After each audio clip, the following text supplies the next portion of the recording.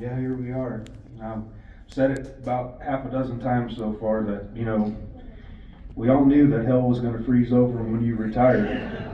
But we didn't think it was going to take Texas along for the ride. No, But it sure did. they sure did. Here we are. Yeah, Ice, snow. I know. And even this morning, I was going out to my truck to come up here, and I had my dress shoes on, and I slid down the driveway. I go, that ain't gonna happen. So I had to go back in and put my ranch boots on. So Good idea.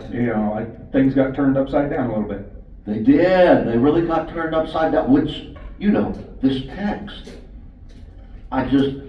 you read that, Jesus, blessed are the Beatitudes, and I think when I wake up in the morning and I look at the world and I think, this is no world I live in. Blessed are poor, the mourning, the meek, the hungering and thirsting for righteousness, peacemakers. Oh, peacemakers.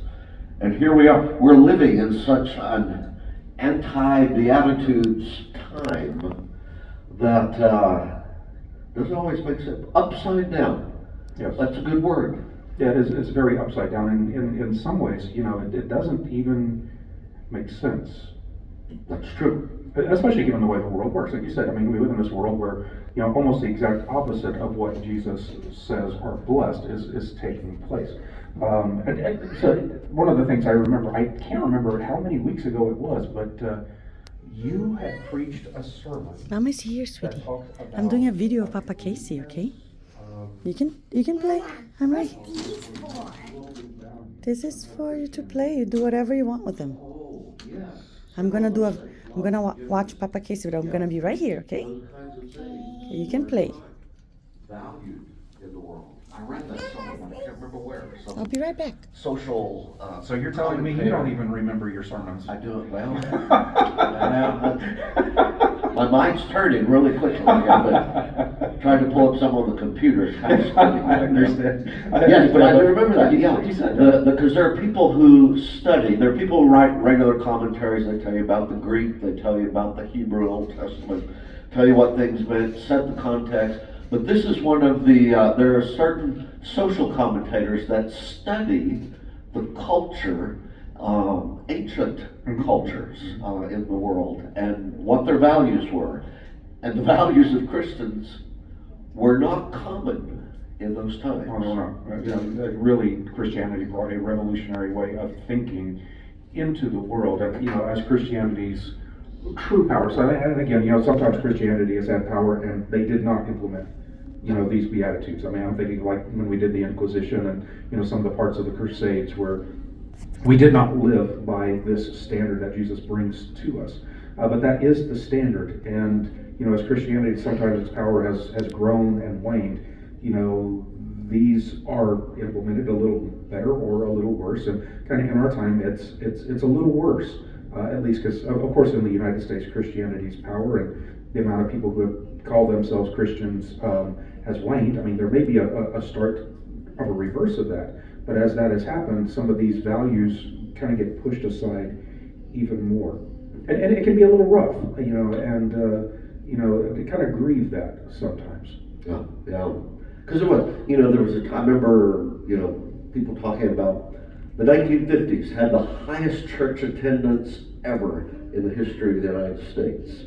And then it declined some in the 60s and 70s, but last 30 years Christianity has been declining. But I remember you look at the numbers in the 1950s and you can't say everybody was there for the right reason, because at that time it's when they put "In God We Trust" on coins and added "One Nation Under God." They added that to the pledge and those kinds of things, and it was almost like, if you're going to be a good American, you better be Christian.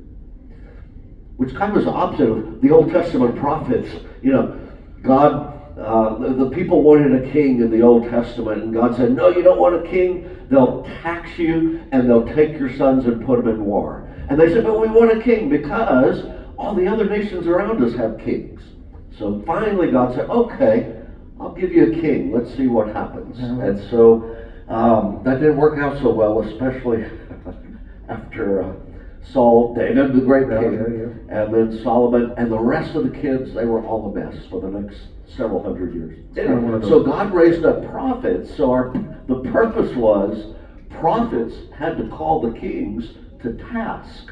So here you got, like in the 1950s, you got culture trying to get in bed with the king, trying to be with the king. Well, we'll do whatever the king wants as long as the king gives us what we want. And someone said Christians should not ask the government, no matter what country they live in, Christians should not ask the government to do for them what Christians ought to be doing as the church. Anyway, so I forgot where I was going with that. Let's see. Anyway, so So is that one of the reasons you're thinking about retirement? no, but oh yeah, the memory, yeah, that. Sorry, you did that. So anyway, because it's very interesting. Because here, one of the values in the world for the people Jesus was speaking to was that the main value, your power, being in control, wealth. Those were the values, and if you didn't have them, you were nothing. In fact, a lot of people who were religious believed that if you didn't have those things, is because you were worse sinners. Right. Of course, also, we've got the peacemakers in here, and I remember studying in history, back when I was at A&M, whoop, had to get that in. Okay, but I remember studying in history, the Pax Romana, the Roman peace that had come, and there were some great things. They built highways. You can still see some of those today. They did some good things, but the deal was, like in the land of Israel at the time of Jesus, if behind the peace was the threat, if you cause any trouble, we're going to come in and kill you and your family and burn down your house.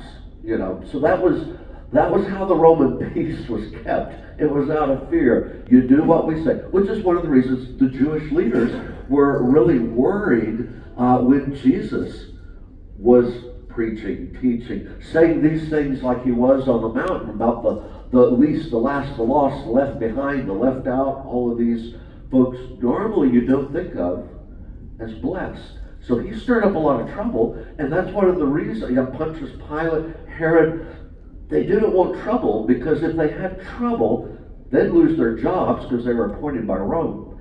And the Romans might just come in and wipe them out.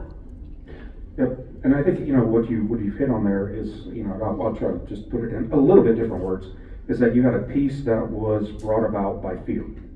Yes. And that's not what Jesus is talking about in the Beatitudes at all.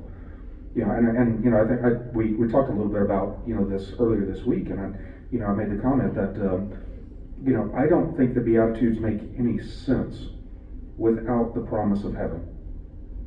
To be able to live the Beatitudes make no sense without the promise of heaven.